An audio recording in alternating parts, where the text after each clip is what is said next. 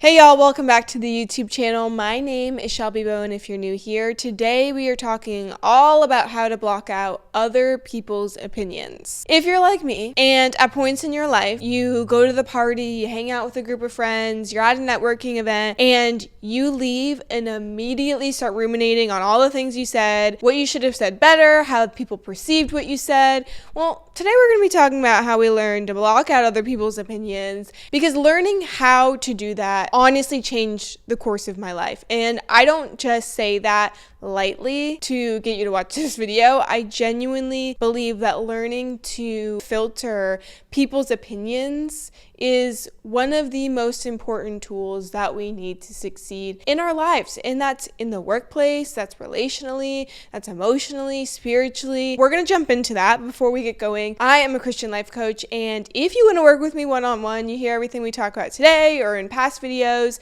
you can email me at the email on the screen, or it'll be linked down below. But let's just go ahead and jump right into it. I don't know about you, but I like to read. I love reading fiction books. You can catch me in bed next to my husband, and it's 9 o'clock. He's already gone to bed, and I'm staying up till 12:30 reading on my Kindle with my little Kindle light. And it's a problem, but I love it. I love reading fiction books. And if you read fantasy in fiction books, then you've probably heard a lot about mental shields, strength training, and all of this stuff that sounds kind of cool, and you imagine yourself like in these environments.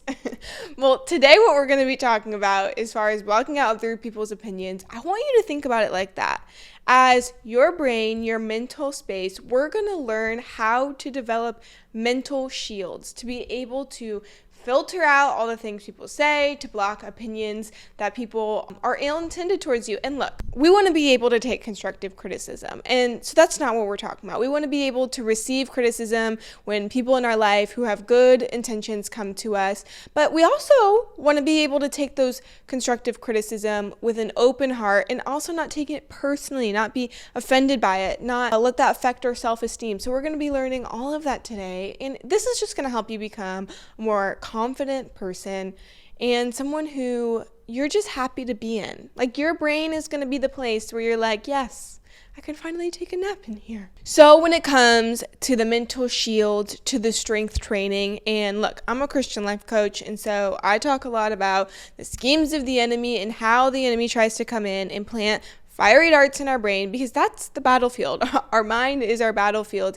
And so often we don't even realize that when that negative thought comes in, when somebody says something and we perceive it a certain way, when someone says something and we allow it to hit our self-esteem, that then we are opening a door and allowing the enemy to take a stronghold in whatever that area is in our mind. And that will affect your life.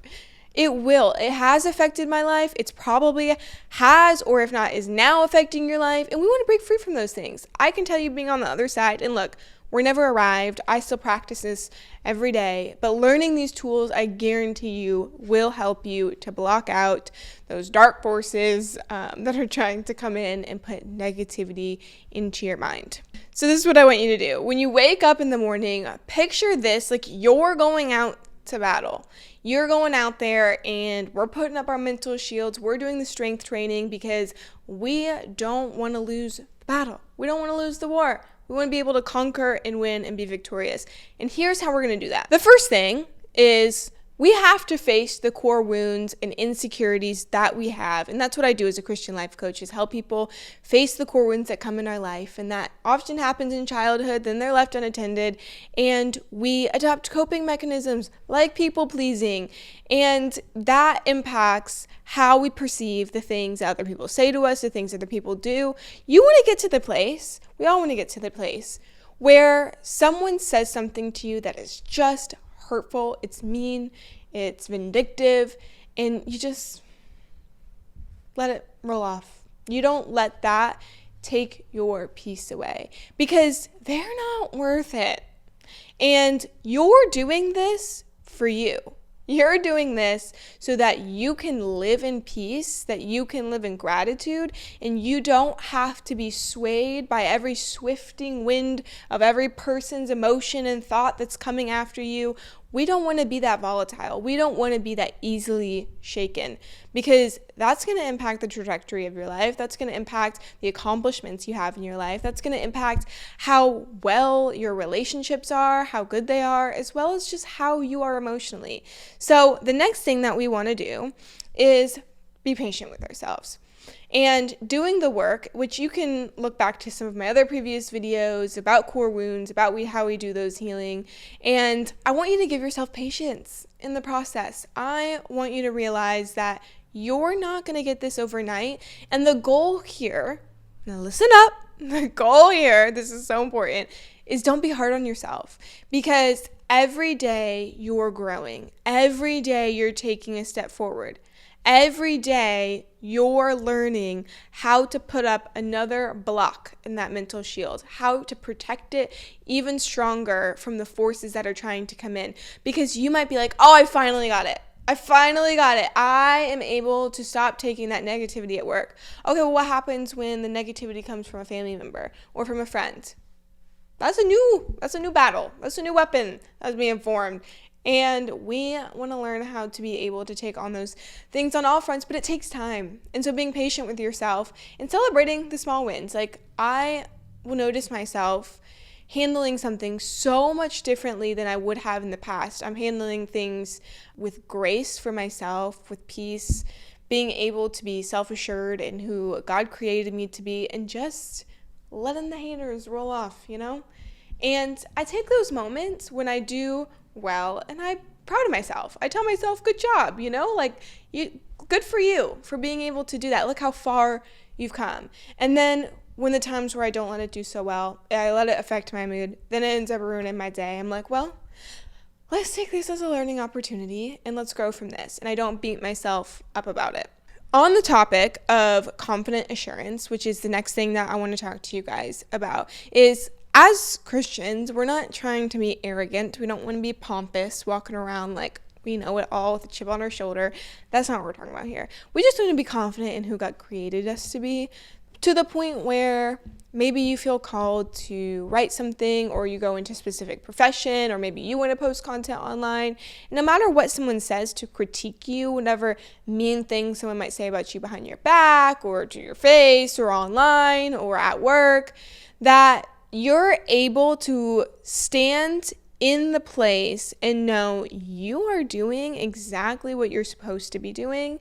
And anyways, who has anything negative to say, anyone who's making fun of you, it's just a reflection of how they live their life internally. And that's sad. That's sad for them. We don't need to give that our energy. We don't need to give that the time of day. And you don't need to be mean back, because the moment you give your energy towards negativity back to somebody, then you're opening up that wheel of negativity again in your life. So if you find yourself being a people pleaser, I want you to know this, and I'm telling you this from somebody who understands, is that people pleasing is deceptive.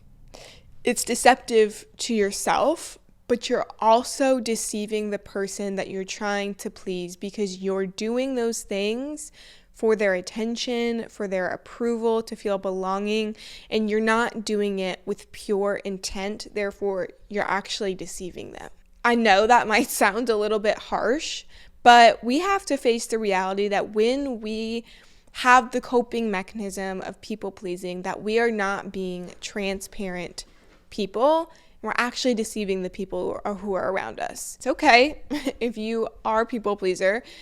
It's just a coping mechanism, and that's why we go through the work of doing the core wounds and understanding why you have that as a coping mechanism. But I want you to realize the signs of the people pleaser is not something that you want. You don't want to leave the party and be questioning everybody saying. You don't want to do things to look at the motive of your heart. If you are questioning whether you're a people pleaser, what's the motive behind why you do things to those certain people?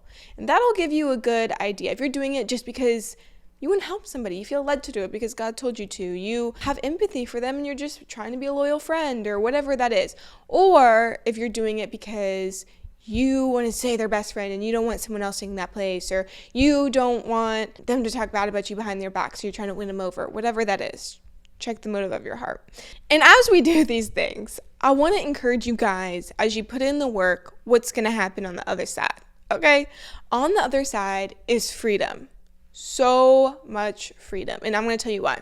You're going to be able to enjoy life, live in the moment, be present, have better relationships. You are going to notice that your peace is sacred to you. When we shift all over the place, our emotions all up and down all the time, we don't tend to recognize how sacred that peace is. But when you find that place of peace and you realize, oh, these are the areas in my life that are disturbing that peace, then you will do everything you can. You will put in that work to build those mental shields to protect that peace. It's everything. And life is so much better peaceful. And look, there are extenuating circumstances, things that happen in life that we can't control. And I'm not talking about that. I'm talking about the opportunities that we do have, the control that we do have to keep that peace. And not only that, being somebody who is self-assured, who doesn't let other people's opinions affect their mood, you're going to grow in your business, you're going to grow professionally, you're going to find a better relationship, you're going to find friends and people who you surround yourself with who are those same kind of people. And that's just going to elevate your life. You are who you surround yourself with. Everybody knows that. And I just want to encourage you, this takes time to rewire your subconscious mind. It takes time to do the work, but do the work because it is so, so, so rewarding and it will 100% pay off. So I hope these tips have helped you. Comment down below, maybe something that you're ruminating on, something that you hadn't heard before, something you're going to put into place. Let me know your thoughts and make sure to follow along and join the community over on Instagram at Shelby Bowen Coach. Until next time, guys. See you soon.